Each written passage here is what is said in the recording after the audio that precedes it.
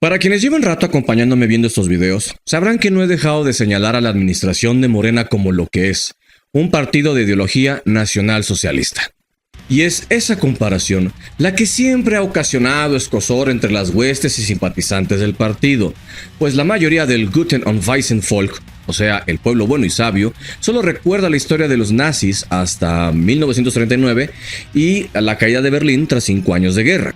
Es poca la gente que entiende que estos innombrables de la historia no aparecieron de manera espontánea, sino que conquistaron el electorado alemán a través de años de propaganda patrioterca, de políticas estatistas para el control absoluto de la economía nacional y del adoctrinamiento masivo de la juventud que hizo de líder la figura paternalista que todos aman y siguen. Es cierto también que aquel pueblo venía de un pasado decadente antes de 1933 y a pesar que el estado de ánimo tras los primeros 6 años del Tercer Reich aún era alto, las crisis económica y social llevaron a la administración del estado a tomar decisiones terribles que no resolvieron el fondo del problema y que empeoraron a partir de ahí. Las consecuencias de dicho periodo aún hacen eco hasta la actualidad, pues sigue siendo un tópico que los alemanes desean olvidar para siempre y la humanidad no desea repetir. Si algo de lo que acabo de mencionar le suena de algún lado, lo más probable sea que le recuerde un poco a las dictaduras bananeras de Hispanoamérica, y esto es fácil de explicar cuando entendemos que esa propaganda hipernacionalista, esos discursos sobre la soberanía para estatizar los medios de producción, el adoctrinamiento de las masas alrededor del culto a la personalidad y sobre todo aquel discurso sobre el pasado decadente fueron sin lugar a duda lo que llevó a personas como Hugo Chávez, Fidel Castro, Lula da Silva, Daniel Ortega, Pedro Castillo, Evo Morales y sí, a López Obrador al poder. En este video, aprovechando ese pasado decadente del que México no puede salir, he decidido comentar con ustedes aquel otro elemento por el cual el gobierno del deshumanismo mexicano tiene más en común que con el Tercer Reich: los infames campos de exterminio. Comencemos.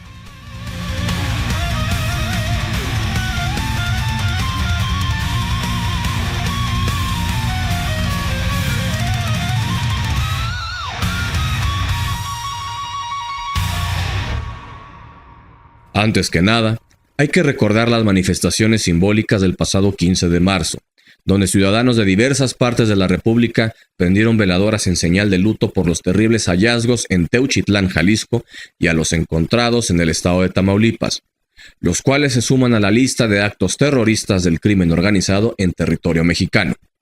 Al cierre de la jornada, el Zócalo de la Ciudad de México lució con zapatos y veladoras encendidas en memoria de los desaparecidos del país.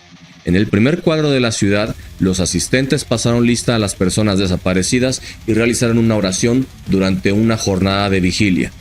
Durante la jornada de luto nacional, también se guardó un minuto de silencio, además de que integrantes de colectivos realizaron pintas en el piso del Zócalo simulando los planos del rancho de Teuchitlán. Activistas colocaron dentro de estos rectángulos y círculos numerosas pares de zapatos, haciendo referencia a los que fueron hallados en el sitio, junto con velas.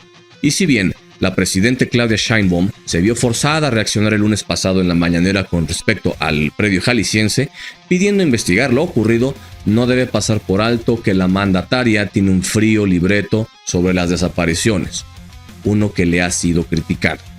Aquel lunes volvió ese guión cuyo arranque consiste en, al tiempo que declara su solidaridad con las víctimas, minimiza la cantidad de desapariciones. Desde la más importante tribuna se cuestiona la magnitud del problema. Lo mismo hizo en su pasado cuando fue jefa de gobierno en la Ciudad de México. Cuando Sheinbaum fue jefa de gobierno, tuvo conocimiento de que un cálculo extraoficial de las personas desaparecidas en la Ciudad de México era de 30,000. Que esa cifra sea similar a la que las Madres de Mayo reclaman a la dictadura argentina le parecía inconcebible. Claudia, que por aquel tiempo veía aparecer informes sobre la Ciudad de México de un incremento de más del 1000% en las desapariciones, pidió cotejar el registro de personas desaparecidas y no solo terminó por depurarlo, sino que diezmó las relaciones con temas de violencia. Ahora bien, Lejos del método de Sheinbaum para minimizar las desapariciones, lejos de aquella estrategia que le entregó a López Obrador la capacidad para ser aún más cínico, de lo que hoy estamos hablando es de aquel tumor que ni el gobierno quiere extirpar y por el cual más de 400,000 personas han muerto en los últimos 18 años, el terrorismo del crimen organizado. Hemos visto coches bomba, fusilamientos, cobro de piso, tomas de plaza, desplazamientos de la población, asesinatos de funcionarios públicos, descuartizados, narcomantas, amenazas en edificios de gobierno y la lista continúa. Nada de eso fue capaz de conmover a nuestro gobierno en los primeros 6 años de la 4T.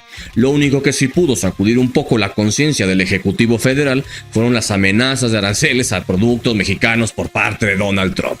Y sin embargo, la amenaza sigue ahí, pues es inconcebible que nadie pudiera detectar estos campos de exterminio donde a los nuevos reclutas de los cárteles los obligaban a matar a sus compañeros y a cometer atrocidades para deshumanizarlos. El objetivo de estos campos de exterminio sigue siendo el de adiestrar soldados sanguinarios, sin remordimiento y sin moral. Pero lo que indigna sobre todo es la capacidad en cantidades galácticas por la que simpatizantes y voceros de este régimen se hacen pendejos, esperando que desde temprano les llegue el guión y el mantra que deberán rezar desde la oficina de Jesús Cuevas para expiar de toda responsabilidad la falta de acción del gobierno contra estas agrupaciones terroristas. Seguirán culpando a Felipe Calderón, García Luna y si quieren de una vez a Hernán Cortés o a la Malinche por el presente que vivimos todos y en el que algunos cobardes matoncitos no tuvieron empacho en dedicar una risa en sorna por las masacres en este país. Yo solo les quiero recordar que el cuento de las mayorías y de la unidad del pueblo no los exime de su responsabilidad. Empiecen a comportarse como hombres y asuman de una buena vez el cargo por el que fueron votados.